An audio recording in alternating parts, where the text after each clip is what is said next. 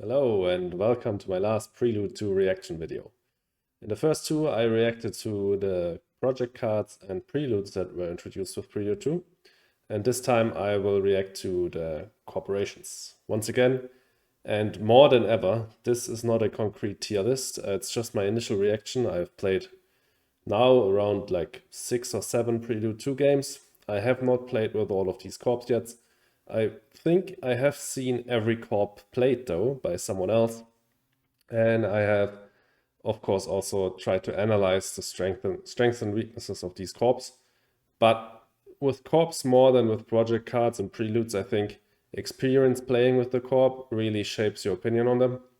So this is definitely not set in stone what I will tell you in this video today. A concrete tier list will definitely follow at some point, but let's hop right in. We have 5 Prelude 2 corps and 2 promo corps, and we will go over the Prelude 2 corps first. And the first one here is Ecotech. So what does this corp do? It starts with 42 MC, grants a plant prot, has a plant tech and a microbe tech, and an effect that is basically a smaller version of viral enhancers that grants you either a plant or a microbe when you play a green tech. So you will not get animals with this, which is one of the strongest parts of viral enhancers because there are 1-point animals in the game, meaning that viral enhancers just grants you an instant point whenever you play those cards. Ecotech doesn't do this and just will just grant you a plant in these cases. So 42 MC starting capital is pretty average, so this is not an economic powerhouse. The plant tech doesn't help with this. Not the plant tech, the plant prot. Plant prot in the early game is quite expensive, and if you wanted to go for plant prot anyways, of course the plant prot that you get for free here with Ecotech does help, but if you go for anything else, it doesn't help economically. You shouldn't forget that you also get 2 instant plants because of your ability, and that will mean that you are bit closer to getting an early greenery down. So a few tile placements and you're there. Obviously, it's one of the best corps for ecologist, immediately starting off with 2 of 4 required tags. And it's also quite good for a gardener fight. What I like most about this corp though, is that a lot of early and mid-game plant tags offer instant plants. Stuff like bushes, heather, grass, tundra farming, and so on. They grant instant plants and can help you convert immediately. With Ecotech, this is bumped up a bit. So bushes will suddenly grant you 3 plants. So when you're at 5, you can play bushes and immediately convert. This will often help you save your plants from an asteroid. It's basically a slightly weaker version of menu tech, which is absolutely insane. It can also grant you these instant microbes, which can be nice for cards, especially for cards that these slow microbe cards that help you get TR or increase parameters like GHG producing bacteria or regolith eaters. They are much better if you get one of those bumps sooner. And yeah, all in all, I think I like this corp. It's, as I said, not an economic powerhouse and it excels exactly at one thing. It's similar to Arclight, for example, that also combos with the green tags, but I like Ecotech more. Arclight is better economically because it also starts with some MC production, but Ecotech is better at what you want to do when you play green tags, namely dominating the ground game and accumulating animals and microbes. It doesn't help with animals, but it helps with microbes. And therefore, I would probably place Ecotech in A tier. Maybe A tier is too high. Maybe it's like a high B tier card. But I think I would really enjoy playing with this corp. And it's definitely much, much better if you're playing with ecologists. Then it's really, really good. Also helps with diversifier because often microbe and plant tags are hard to get down in the early game. But next up, we have Nurgle Enterprises, and this is one of the corps that was hyped up the most because it has a seemingly crazy effect. So Nurgle Enterprises starts with 30 MC, which is really bad. It has a power, plant, and steel prod, and the corresponding tags, and then an effect that reads, awards and milestones always cost 0 MC for you. So, as I said, 30 MC is horrendous. this corp is really, really bad when it comes to like your starting economy. Of course, it starts with a little bit of everything in terms of production. And if you add all of this together with like the most basic cards that you could play to get this, the production is worth 26 MC. Like power plant, mine, and then adapted lichen grants you exactly these prods, and buying and playing these cards together is 26 MC. So in total, this would be 56 MC, which is respectable, but the production is really a wild mix. Do you even want a power prod in the first gen? Do you have a power-hungry card that you could use the power prod for? Do you have other tile placements or plant prod to combo the plant prod with? Because a single plant prod in the early game often doesn't yield that much, because you will be the only target for an early asteroid or something. And if you can't combine plant prod with other early plant prod or tile placements, your plants will often just get destroyed before you can convert them. And then the steel prod, well, steel prod is always quite nice, but you could also get hit by a greatest cardment. Like, it's a little bit of everything, and there are like two things which this is good for. First of all, generalist, really, really good for generalist. You are just lacking heat prod, titanium prod, and MC prod to get that milestone. And then, of course, also diversifier. The power and the building tech are both quite common, but it still helps to get those for free. So you could concentrate on other cards for getting diversifier. So it's definitely great for these two milestones, and it will definitely help then to get those for free if you are able to claim them. But realistically, how much money will you save? Because if you triple your opponent, so if you get all three milestones, then you are saving 24 MC, which is a respectable amount, but it's not unheard of. Something like Terraforming needs to play 8 Earth tags to get to 24 MC as well. That's definitely possible. And it's much less risky, because what happens if you don't get a single milestone? And it's really realistic that you won't get a single milestone if generalist and diversifier are not in play, because Nurgle Enterprises is just too freaking poor. If you don't get a single milestone, this corp is really bad. Of course, you can fund awards really, really early and really ballsy, because you're not paying for them. But just because you fund an award early for free doesn't mean you're going to win it. True, the fact that you're not paying anything can often mean that you will win milestone races that you wouldn't have otherwise won, but other corps have other benefits to getting towards these milestones. A corp like Ecoline will still be the favorite for Gardener versus Nurgle Enterprises, just because they have an easier time getting these 3 greeneries down, even though Nurgle Enterprises could then theoretically fund the milestone for free. Same goes for Mayor with Tharsis, for Builder with Mining Guild, and so on. It's just other corps are better at achieving the goals you need to hit for milestones, and Nurgle Enterprises is just good at that last step. And therefore, I think Nurgle Enterprises is not that great. I would probably, and I will probably change this year, because I noted I would put it in B tier, but I think the longer I think about Nurgle Enterprises, the less I like it. And I think it should probably land in C tier. I'm not a huge fan of this corp. I'm a huge fan of Paladin Shipping, though, I can tell you that much. I think Paladin Shipping is really, really good. So why do I think that? It starts with 36 MC, 5 titanium, so together this is 51 MC in value. It has a space tag, and then it has an effect and an action. The effect says that whenever you play a space event, you get 1 titanium. And the action that you can use once per gen allows you to trade 2 titanium for a temperature bump. So this is great because of 3 things. First of all, it has really high starting capital. 51 MC is pretty freaking good. If you compare this to Phobolog, that corp starts with 63 MC. So 12 MC more in value. But the problem with Phobolog is that you have way less MC, and most of your starting capital is in titanium. And if you don't find titanium targets, Phobolog is absolutely useless. With Paladin shipping, less of your starting capital is in titanium, and also you will always have a use for titanium because of this action. This is the second reason why Paladin shipping is great. First of all, exchanging 2 titanium for a temperature bump is pretty good value.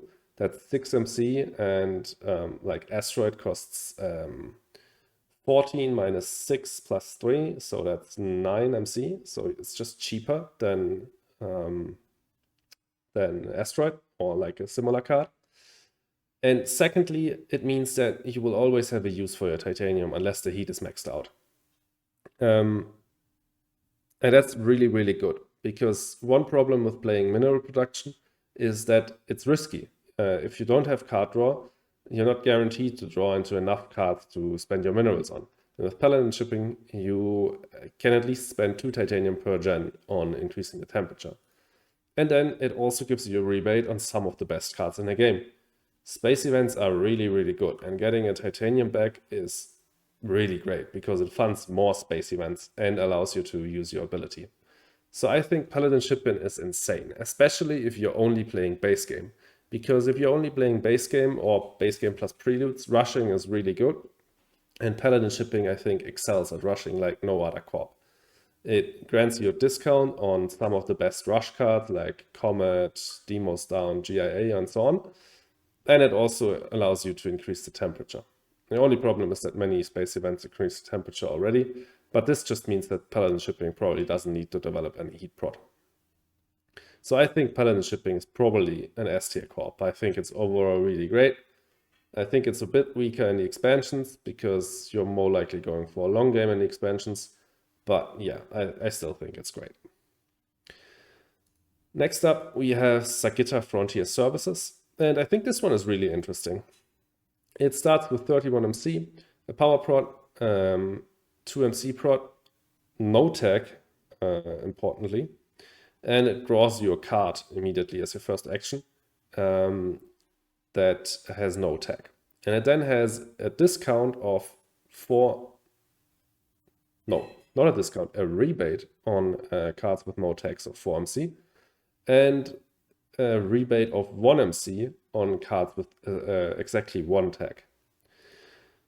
So this is one of the few cards that combos with cards with no tags. I think there was one in one of the expansions. I think it was called Community Services. I will put it on screen. I'm not quite sure about the name. That just granted you MC prod for cards with no tags, and that was horrendous because it was way too expensive. There are way too less cards with no tags, and cards with no tags on average are also not that great. So in the base, so they are way too less. That's the first statement. Way too few cards with no tags in the game. The base game, there's only 12. If you're playing with all expansion minus Prelude 2, there's 31. And then Prelude 2 and its promos add another 6 cards without tags. That's not a lot. But you get a huge rebate on them. 4 MC rebate is pretty freaking good. And Sagitta Frontier Services also has no tag, so this starts effectively with 35 MC. The power and MC prod just add on the value of the corp and makes it pretty good, especially if you have a power hungry card. And an immediate card draw, of course, is also quite nice. But still, there are 2 more problems with cards with no tags. First of all, and I said that earlier, on average, they are quite bad, especially in the base game. There are like 2 good cards with no tags, Lake Marineris and Protected Habs, and all of the others are kind of meh, not really great. And the trend kind of continues in the expansions, and that's partly because, and that's the third problem with cards without tags. Tags have value for milestones, combos, discounts, and so on, and there's almost no combo potential for cards with no tags, and there's no milestones and stuff. So you will get rebates on cards that have no other combo potential, like the upper rebate at least. And that's kind of weird and kind of awkward.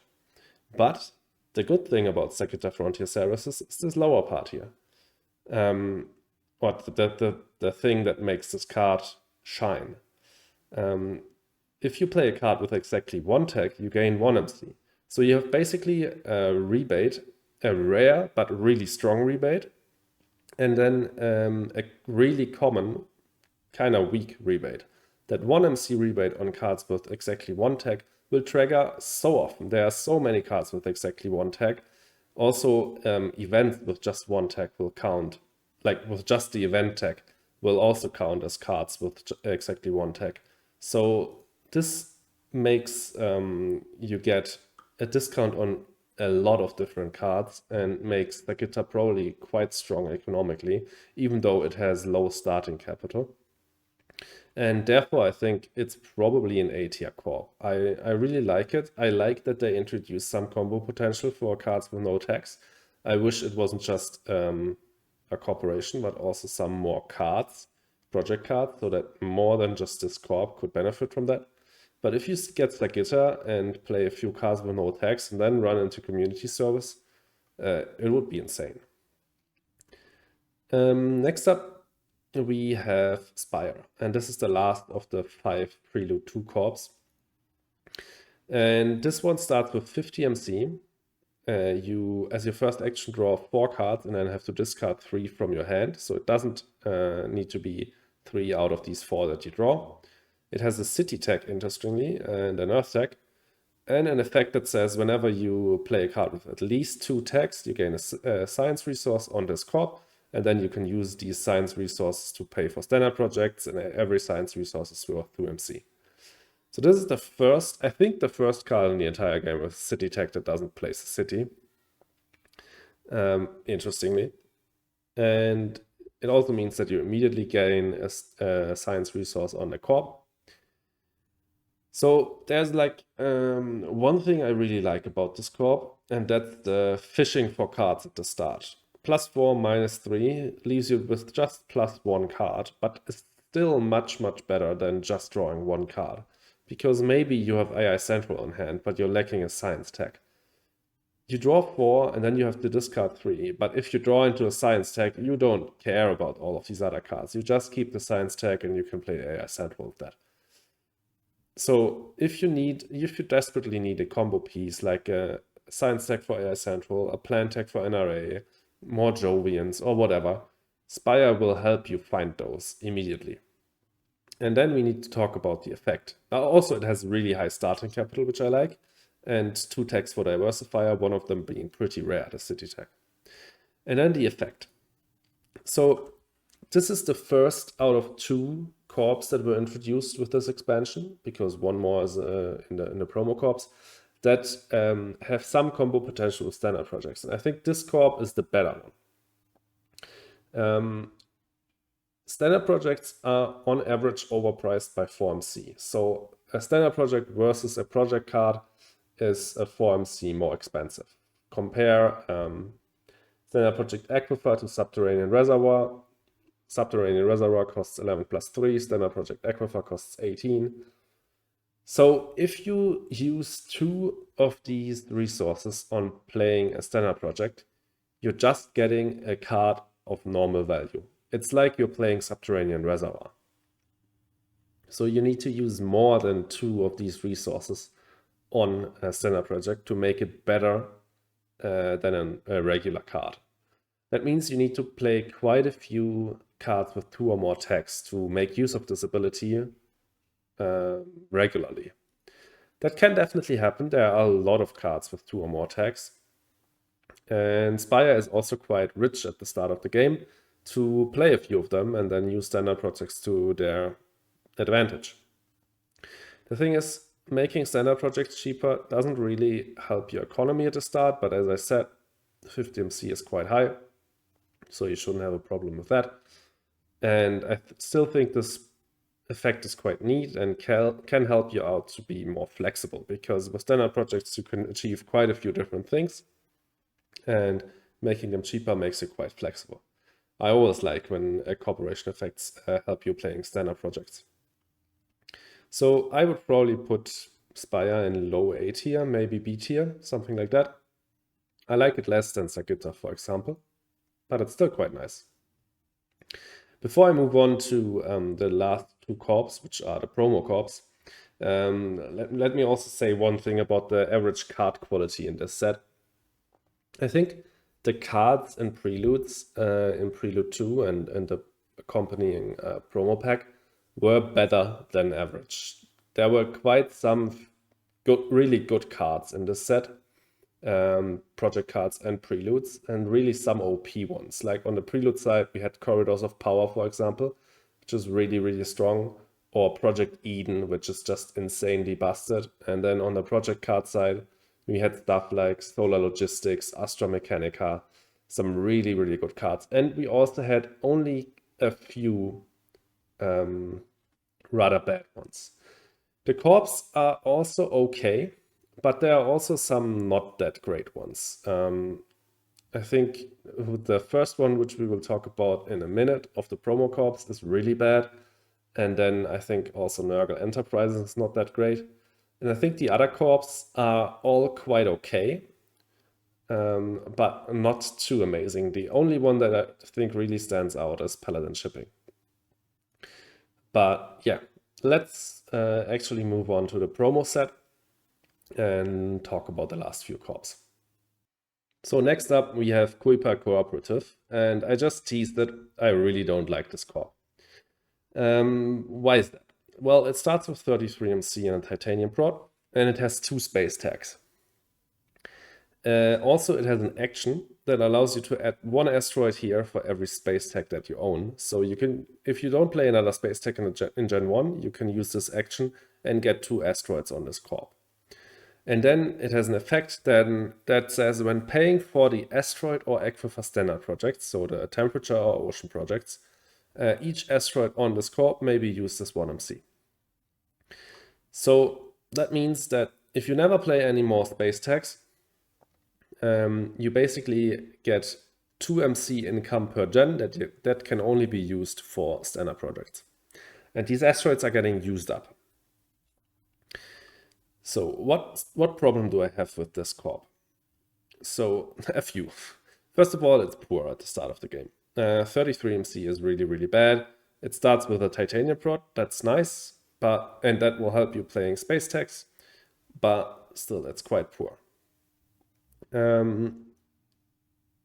Accumulating a lot of space tags is difficult because many space tags are, or many of the good space tags are space events, and space events obviously don't count for this because you need the space tag. So even if you like accumulate quite a bit of titanium prod and some card draw to draw into space tags, some of the best ones of them, you don't really want to play with Kuiper Cooperative because they won't grant you a space tag for your ability. Then also, and I touched on this with Spire,